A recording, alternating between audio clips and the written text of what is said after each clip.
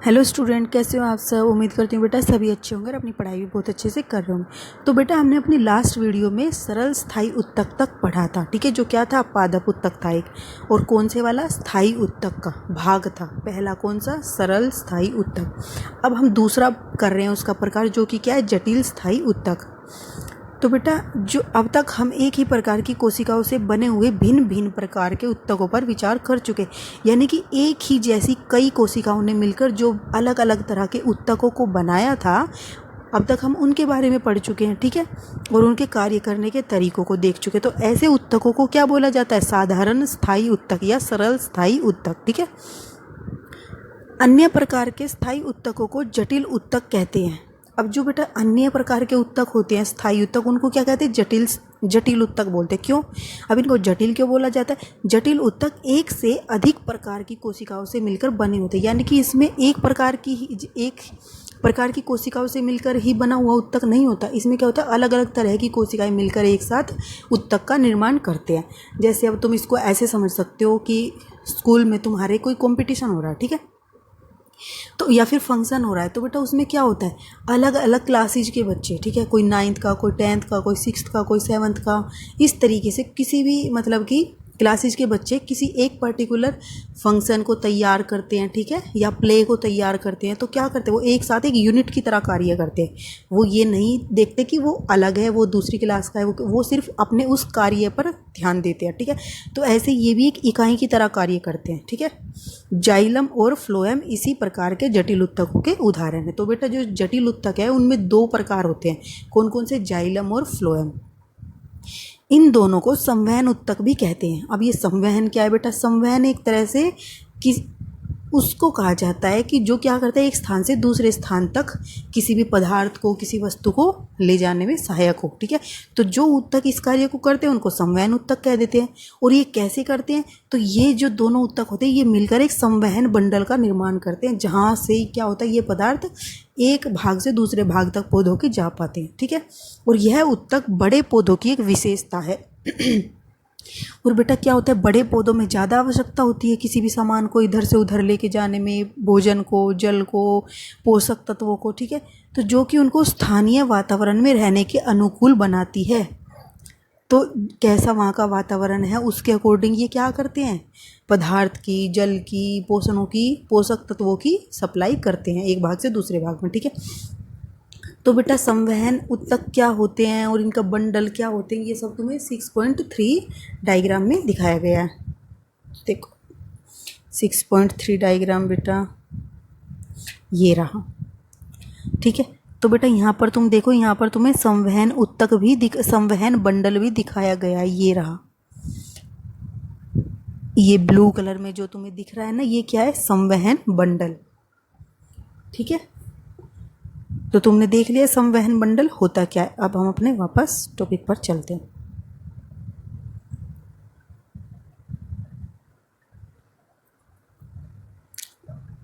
चित्र 6.3 में तने का एक भाग दिखाया गया है, ठीक है।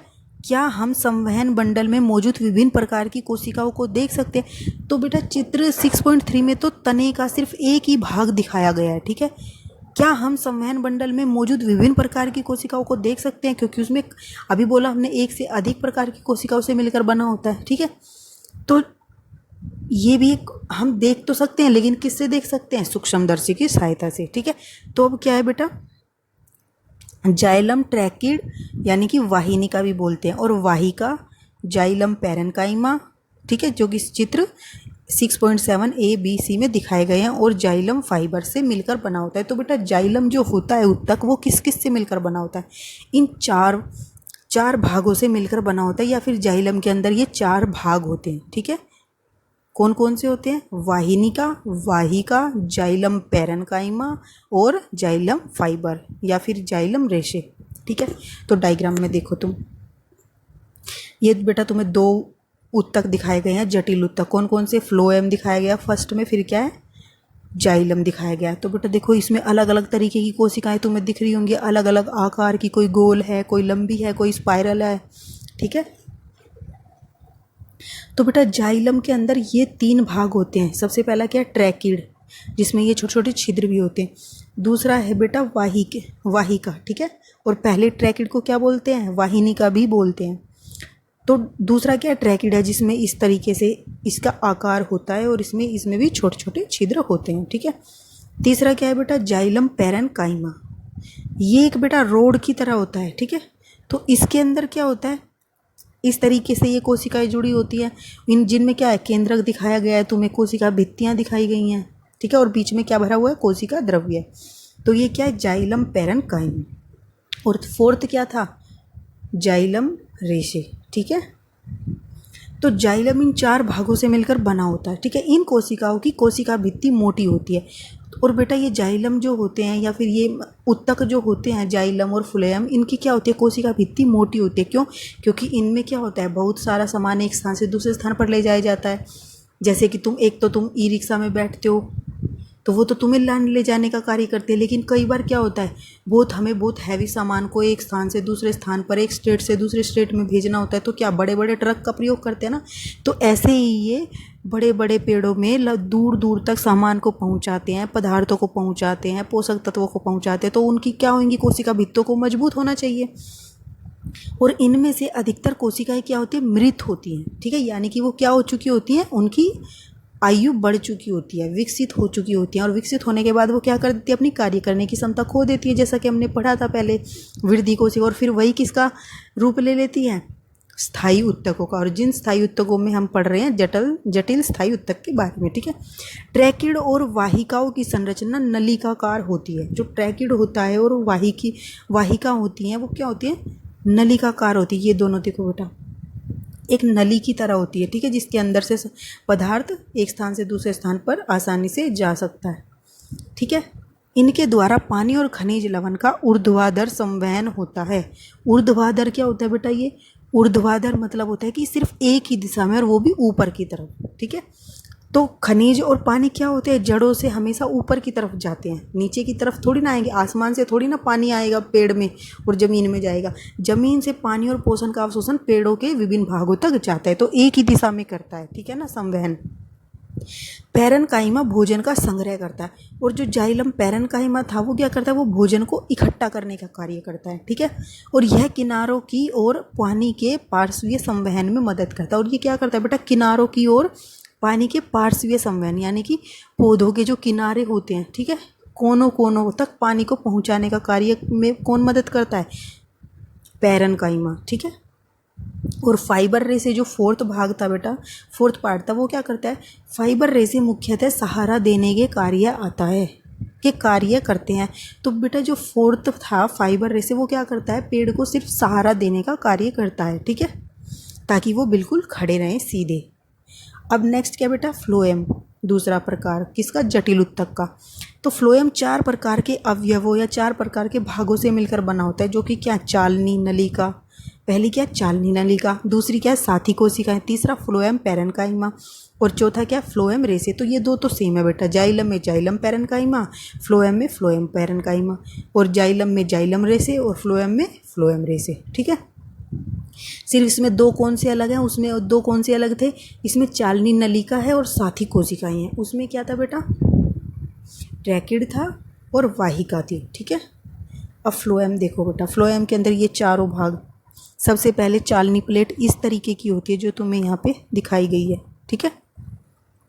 और जो चालनी नलिका होती है बेटा, चालनी प्लेट लगी होती है ऊपर, और वो प्लेट में से मतलब कि उस चालनी से छन छन कर या कुछ भी पदार्थ क्या होता है, कहाँ पर आता है, इन पाइप में, जिनको क्या बोलते हैं, चालनी नलिका, ठीक है।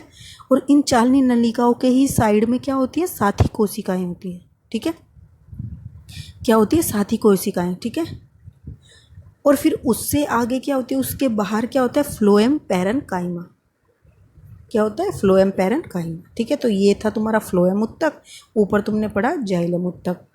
अब इसका कार्य क्या होता है, चालनी नलिका छिद्रित भित्ति वाली तथा नलिकाकार कोशिका होती है। तो बेटा अभी तुमने देखा चालनी नलिका में क्या थे, बीच बीच में छोटे छोटे छिद्र थे, ठीक है, छिद्रित भित्ति थी। जैसे तुम्हारे घर में कोई दीवार हो या तुम खिड़की लगा देते हो, ठीक है, या फिर जैसे तुम अपने घरों के जो छज्जे बोलते हैं जिनको, उनमें देखते होंगे ना, बीच बीच में ईंटों से डिजाइन बनते हैं।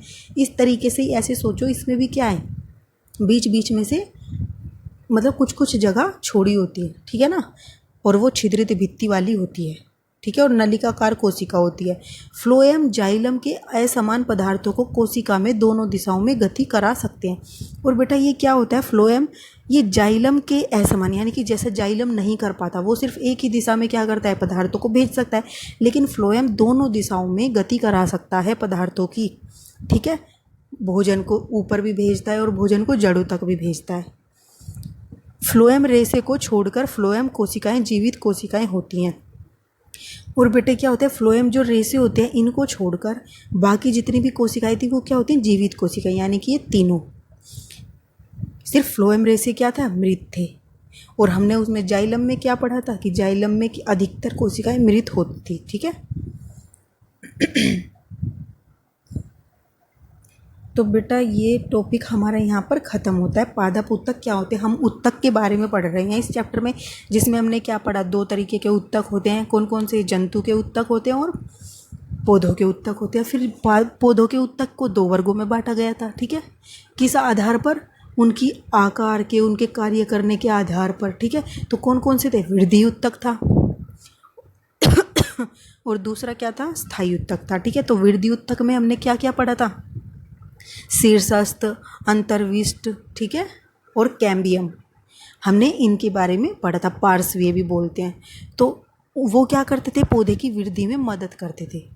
और वो जो होते हैं हमेशा कहाँ पर होते हैं, जो शीर्षस्थ, वो सिरों पर होते हैं, उसके टिप्स पर होते हैं पौधों की, जैसे पत्तियाँ हो गई उसके टिप पर पाएंगे, पौधे की जो कली निकल रही है उनके टिप पर, मतलब कि एंड पॉइंट्स पर पाते हैं वो, ठीक है। और जो अंतर्विष्ट होता है वो कहाँ पर पाते हैं, जो ये शीर्षस्थ होता था वो बच जाता था, जैसे जैसे पौधा विकसित होता है तो वहीं से क्या होती थी, दूसरी टहनियाँ शाखाएँ निकलनी शुरू हो जाती थी, ठीक है। और तीसरा क्या था बेटा, कैम्बियम, ठीक है, उसको दूसरा ना पार्श्व भी बोलते हैं, क्या नाम था, पार्श्व विभजियोतक। वो क्या करता था बेटा, उसकी जैसे जैसे पौधा बड़ा होता है तो उसका आधार को मजबूत करने में मदद करता था, यानी कि उसको चौड़ाई में फैलने में मदद करता था। पहले पौधा बहुत पतला पतला होता था, फिर धीरे धीरे वो बड़ा होता है तो वो मोटा भी होने लगता है, ठीक है। वो किसकी वजह से हो पाता है, पार्श्व विभजियोतक की वजह से। फिर हमने बेटा ये वृद्धि उत्तक पढ़ा, फिर हमने स्थायी उत्तक पढ़ा। स्थायी उत्तक में बेटा क्या था, 2 तरीके के स्थायी उत्तक थे, सरल स्थायी उत्तक और जटिल स्थायी उत्तक। अब सरल स्थायी उत्तक में तुमने 3 पढ़े थे, पैरेन्काइमा, कोलेनकाइमा और स्क्रेलेनकाइमा, ठीक है। अब फिर तुमने जटिल पढ़ा, जटिल के अंदर भी 2 प्रकार के थे, कौन कौन से बेटा, फ्लोएम और जाइलम। तो हमारे यहाँ पर पादपों के अंदर जो उत्तक पाए जाते हैं उनके क्या कार्य होते हैं, इसके बारे में पूरा डिटेल में हम पढ़ चुके हैं। जो जितना तुम्हें ज़रूरत है उतना हम बिल्कुल पढ़ चुके हैं। इससे बाहर तुम्हें इस लेवल पर पढ़ने की कोई आवश्यकता नहीं है, ठीक है। अब हम अपनी नेक्स्ट वीडियो में बेटा जंतु उत्तक के बारे में पढ़ेंगे, ठीक है। तो बेटा अगर आपको ये वीडियो अच्छी लगी तो आप इसको ज़रूर लाइक करना, ठीक है। उम्मीद करती हूँ आपको ये यहाँ समझ आ गया होगा। तो आज की वीडियो में इतना ही। अपना नेक्स्ट टॉपिक जंतु उत्तक हम अपनी नेक्स्ट वीडियो में पढ़ेंगे। तब तक के लिए थैंक यू सो मच।